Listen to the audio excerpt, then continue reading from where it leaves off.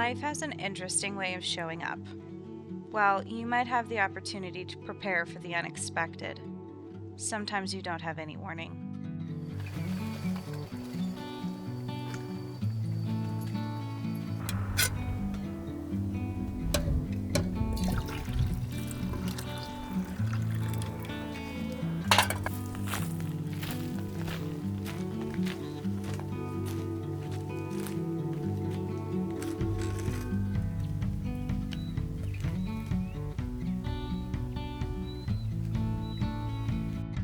I've been off the road for a few months as I process something that was both expected and unexpected. An event that has left me changed and heartbroken.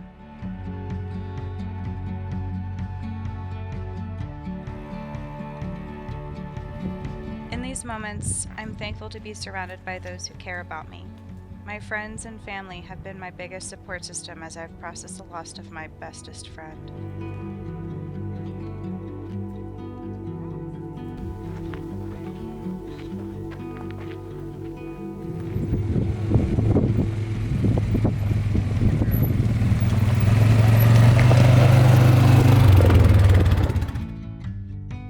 My friend Brian invited Danya and I to come spend some time on his property. It was a welcome distraction to help me stay grounded during this difficult time.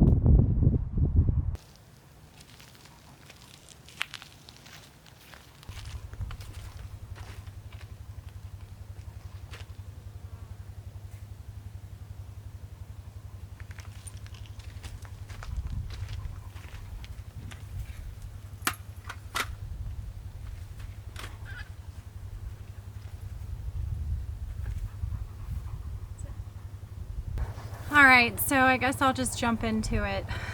This year has definitely been a challenge. It started off with me going to Colorado and seeing some friends, and then Jethro got really sick when we were in Colorado. So I've known that Jethro was getting sick for a while now. February of last year I was in Bend, and that's when I got the diagnosis that his mass on his leg would probably be the cause of his demise.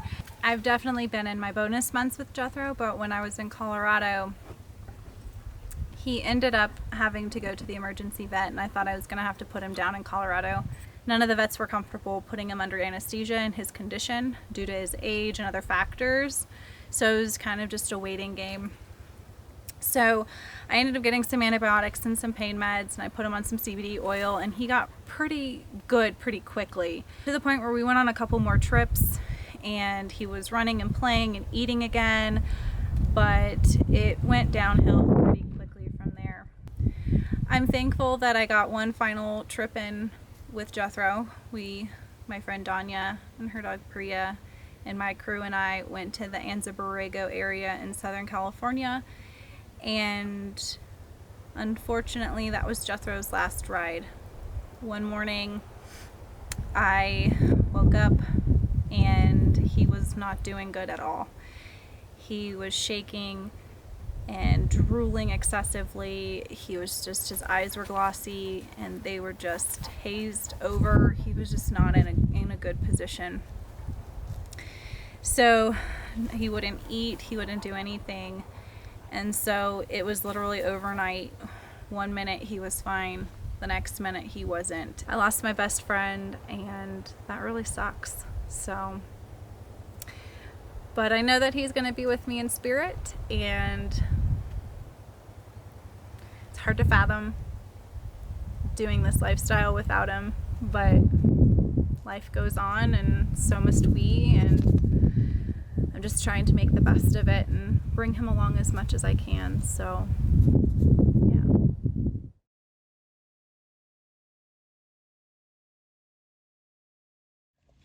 I pooped in this in Alabama Hills, like over and over. I pooped in it in Alabama Hills. Over and over. In it? No, I put a bag in it. Close to the fire, lady. Okay, that makes sense. That makes sense.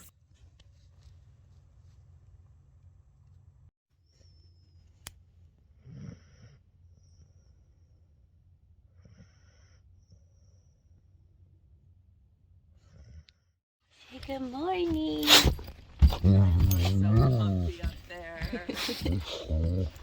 What the hell?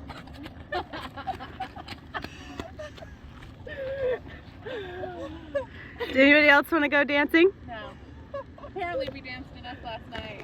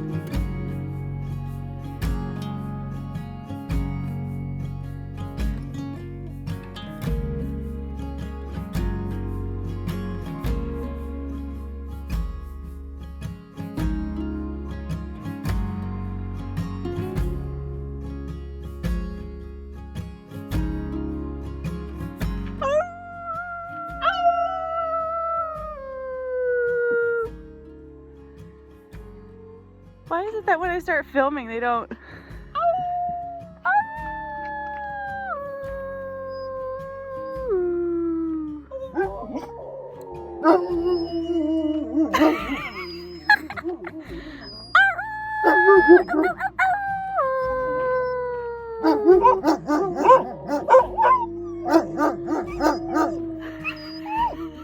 Our neighbors hate us.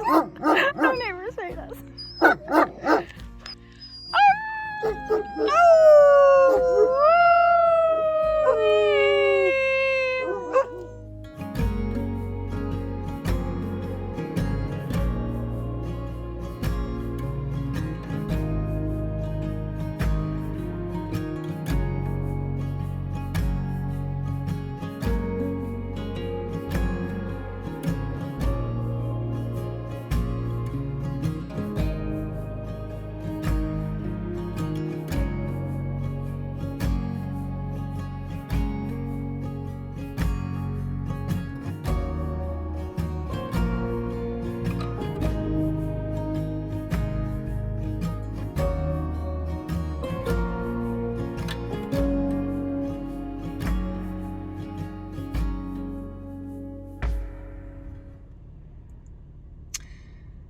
I've spent the last couple of days just crying, trying to understand what just happened, why it happened, how we got here.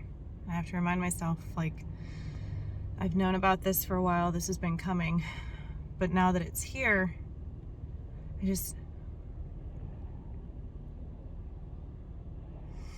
I can't believe he's gone.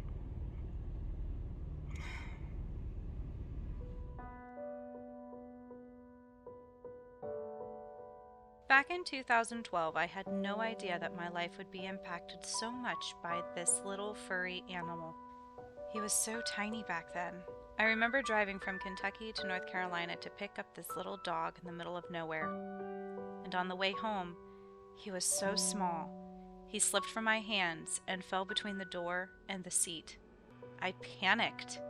I was responsible for this creature, and I already failed him. The fear in his eyes made me worry that I was in over my head.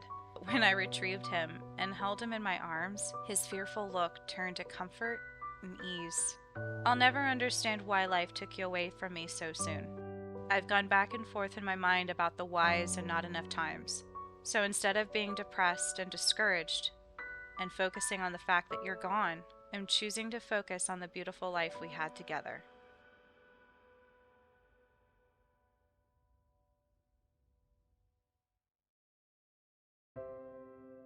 It's taken me almost 2 months to make this video.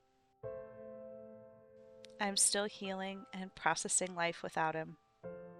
I've gone through my grief and I've hit my highs and my lows. I've been sad, angry, and empty. The grief never leaves me. I'd say somebody's tired. But having these memories with him help me get through each day. I try to focus on the beautiful life we had. Jethro was able to see so many amazing places. He lived a wonderful, adventurous life. You doing, buddy? You good play? Are you happy to be here? Get you the puppet. He got to chase marmots, pikas, and squirrels in the wild. He got to snuggle me in my sleeping bag in the middle of nowhere with only the stars to light the sky. He listened to my stories, comforted me when I was sad, danced with me when I was happy, and he loved me unconditionally.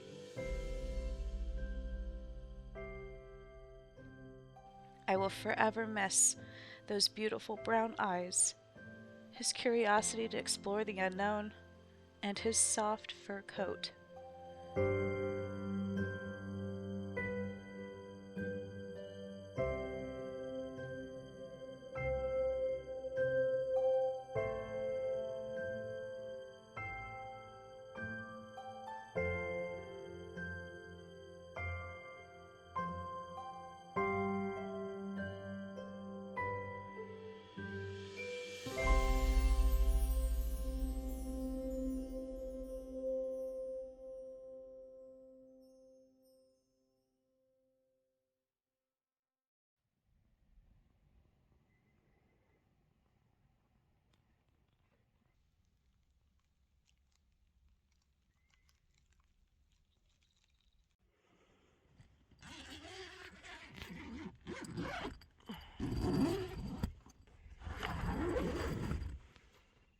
Soon, the quiet won't be so loud, the laughter won't feel so guilty, the sadness will start to turn to happy memories.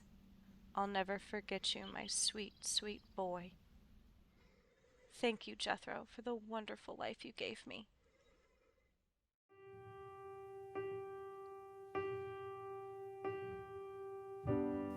If just for a minute I'd fall asleep and not dream about you.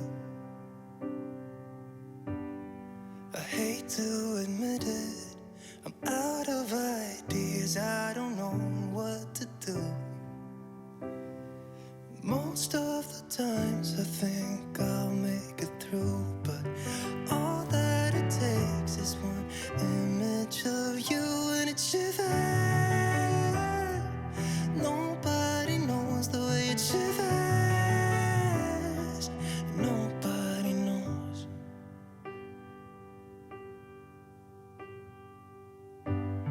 It hurts just a little when I'm with my friends and we drink till we're done.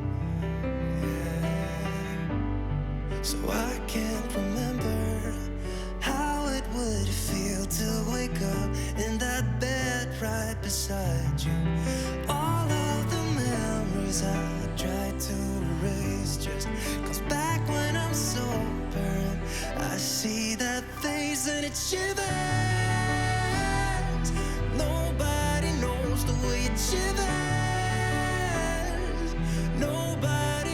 because it shivers. It's cold and it's dark without you in my arms. Yeah, it shivers, it hurts.